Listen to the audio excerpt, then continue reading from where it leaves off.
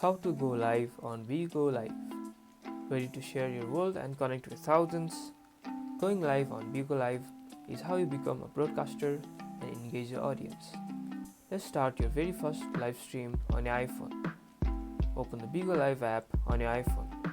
Then look for a large, often pink Go Live or plus button in the bottom center of your screen and tap it. For us, it's a blue button right here. Then select your desired live mode, usually live. Add a catchy title for your stream. Choose relevant tags and pick a cover image, and you can also adjust privacy settings if needed. Once everything is set up, tap on the large Go Live button. You'll see a brief countdown, then you'll be live broadcasting to Bigo Live community like this. Congratulations, you're live. Engage with the audience and have fun.